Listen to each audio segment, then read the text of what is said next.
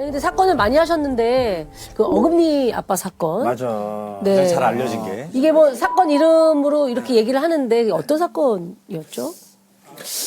언론에 많이 나와서 제가 지금 사건을 브리핑하는 게 여러 가지 다른 조금 의미가 있을 것 같아서 조심스러운데요.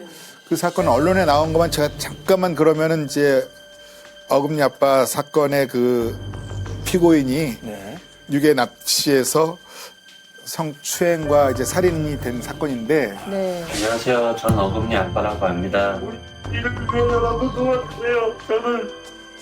저는 그걸로 생기는 아동 청소년의 성보호에 관한 법률 위반 등의 혐의로 중학생 딸의 친구를 유인해 강제 추행하고 살해한 뒤 시신을 유기한 혐의로 재판에 넘겨진 이영학이 이영학 씨의 범행 과정은 참 입에 담기도 힘들 정도입니다. 그 사건이 이제 되게 사회적으로 되게 공분을 너무나 샀었죠. 그 공분을 사고 내용이 안 좋았죠. 아, 방송을 나와서 인터뷰를 하고 막 이러니까. 그래, 울고 막. 사실은 이제 상해 사건은 피해자는 법정에서 만날 수가 없거든요. 맞아요. 피해자는 만날 수 없는데 이제 다른 간접 정황으로 이제 피해자한테 거기 좀 되게 오래 기억에 남고 선고도 다 제가 울먹이면서 선고도 다 못할 정도로 그 피해자가 많이 생각이 났었거든요. 근데 네. 이제 피해자가 되게 명랑한 친구고 되게 이타적인 친구예요. 그런데 이제 맞아. 그 피고인의 딸은 도와주려고 온 거야. 조금 맞아. 그 잘 못하는 친구고 그런데 그 친구가 2년, 3년 만에 전화를 해서 그 친구 나 아니면 만나지도 못하는 그런 친구인데 자기를 이제 만나주러 간 거죠. 근데 만나러 갔더니 그 집에서 바로 이런 사건이 벌어진 거라서 자기 친구, 딸 친구를? 딸 친구를.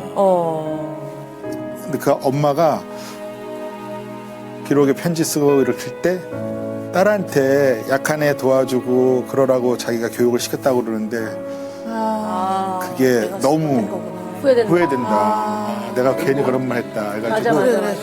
그 얘기가 너무 사무쳤어요. 그래가지고 참. 눈물이 나셨고. 당시 그 1심에서 이제 법정 최고형이 이제 사형을 선고해서 굉장히 좀 인상적이었거든요. 그때가 저희 나라 법에는 사형제도가 있지만 그렇죠, 그렇죠. 네. 집행이 안 되죠. 사형 선고도 점점 안 하고 집행도 안 해서 지금 90년 이후인가부터는 지금 집행을 하나도 안 하고 있는데 안 했어요. 판사로서 이건 제 개인적 견해고 이게 뭐 일반론은 아닐 수도 그렇죠, 있어요. 그렇죠. 근데 네네네. 이제 저는 이제 법을 바꾸기 전에 사형이라는 제도가 있으면 사형에 걸맞는 범죄가 있다는 생각을 갖고 있고 사형이라는 선고가 의미가 있다고 생각하거든요. 그래서 여러분 알지 모르지만 제가 말한 사회적으로 이건 용납되지 않는 행위다라는 걸 선언하는 기능이 필요하다 해서 이 범죄가 약간 그런 면이 있었어요. 그래서 근데 제가 조금 더 강하게 한 이유는 이제 판사가 사실은 자기 손에 피묻히기 싫다는 그런 논리도 있어서 뭐 굳이 굳이 집행도 안 되는데 내가 굳이 뭐 그러냐고 안 하는 경향도 되게 많거든요. 제가 볼 때는. 근데 저는 이제 제가 힘들지만 이런 사건은 우리 일반인들 관점에서는 이건 허용될 수 없다. 그리고 우리 그때 이제 배석 판사님이랑 같이 제가 좀 인커리징 해가지고 그 용기 있게 이건 우리가 해야 될 일이다. 이건 책무다. 이렇게 해서 설득을 해서 했죠.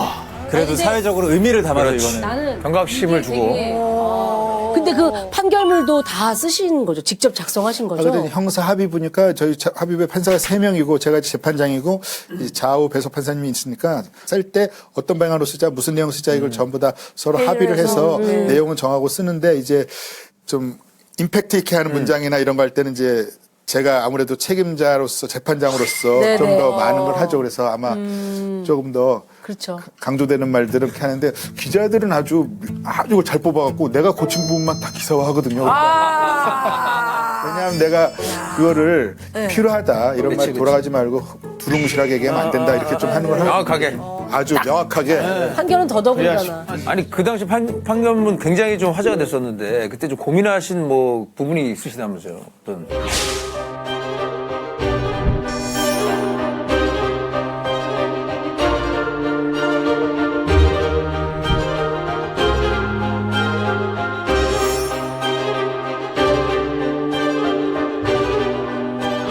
저 판결은 정말로 한 몇십 장 되는 판결인데 문장 하나하나마다 곱씹게 되고 그다음에 한 단어 하는 것도 되게 조심스럽다. 신중하면서도 의미를 좀 더 명확하게 하려고 많이 했던 것 같아요. 그래가지고 그때 조금 기본적인 인간성과 정의란 개념이 기준을 벗어나는 인간의 범위를 벗어났다 이런 생각을 좀 가졌던 것 같아요. 그래가지고 단어를 갖다가 이제 막 하는데 이런 생각을 표현하는 게 생각보다 쉽지 않아요. 그래가지고 막 하는데 그때 정의란 단어는 그런 뜻을 쓴 건데 정의 이름으로 했는데 그때 정의의 이름. 아, 정의의 이름. 세일러문 판사다. 맞아. 정의의 이름으로는. 근데 이제 좋은 의미로 했던 것 같아요. 그렇죠. 그래서 나쁜 의미로 네, 뭐 말고 그렇게 내가 아니라 그래서. 근데 원래도 좀 구형을 좀 세게 하시는 편이세요?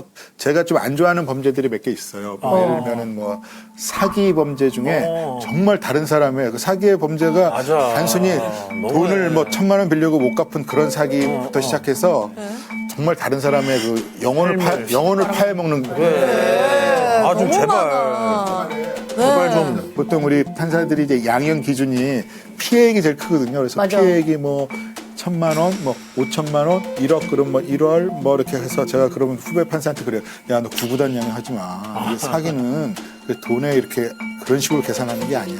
진짜 어떤 피해를 입었는지 우리가 같이 고민해야 된다. 이렇게 얘기하면서 많이 하기 때문에 돈이 누군가에게는 얼마나 또 클 수 있고 그 가치가 다르잖아요.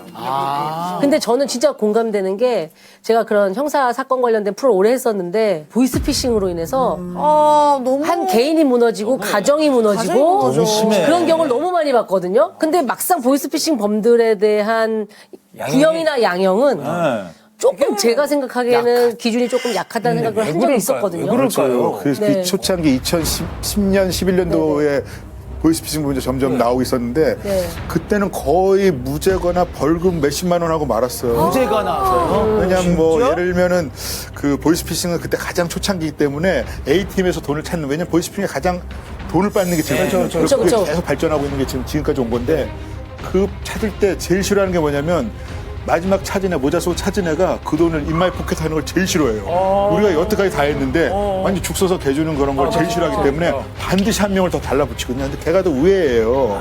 맞아. 그래서 증거가 없고 거기 서 있기만 하니까 대부분 무죄를 해요. 얘는 아무런 범죄에 관여를 안 했다. 사실은 조직을 파고 들어가면 얘가 더 위에. 그래서 이제 그거는 이제 꼬리 자르기. 전 직관적으로 그렇지 않다 해가지고 뭐 A팀 찾은 애는 징역 6월, 얘는 징역 8월, 법정 구속 뭐 이러면은 뭐 다른 판사들은 왜 다른 사례를 안 보냐고 그래요. 판례도 안 보냐고 뭐 그러는데 멋있어. 내가 속으로 그랬죠. 야, 이건 사례가 없는데 니네 옛날 판례대로 이걸 다 무죄하면 어떡하느냐. 그렇지. 만들어야지. 그것 때문에 자살한 친구들도 얼마나 많아요. 근데 요즘은 더 악랄해졌던데요. 그렇죠. 수법이? 지금 엄청 발전했죠. 진짜로. 알고 있는 거 있으면 좀 알려주시면 안 돼요? 아니 보이스피싱 너무 행태가 많아서 다 얘기하는데 보이스피싱 결론적으로 보이스피싱 범죄 때문에 길에서 뭐 강도도 없어지고 도둑도 없어지고 많이 없어졌어요. 왜냐하면 그렇게 힘들게 돈 벌 필요 없다. 와. 전화 한 통화라고? 그게 더 슬프다. 야, 거기도 발전을 하는구나. 돈을 찾는 방법은 어떤 계좌에서 옛날에는 다른 사람 계좌를 사가지고 뭐 이런 거 그런 걸 했는데 지금 점점 안 되니까 이제 금은방에다가 전화를 해요. 내가 좀 있으면 돈을 넣을 테니까 사람 보내니까 금덩어리를 날 줘라. 그러면 금은방은 사실 금덩어리를 파는 거고 입금만 되면 뭐 아무 문제 없잖아요. 그러니까 이제 보이스피싱 범죄를 하면서 얘는 계좌 보내줄 테니까 그걸 입금하세요 할 때 그때 금은방 계좌 주는 거죠. 깡을 하는 거네, 깡. 피해자가 입금을 금은방에 한 거예요. 그러면 금으로 그냥?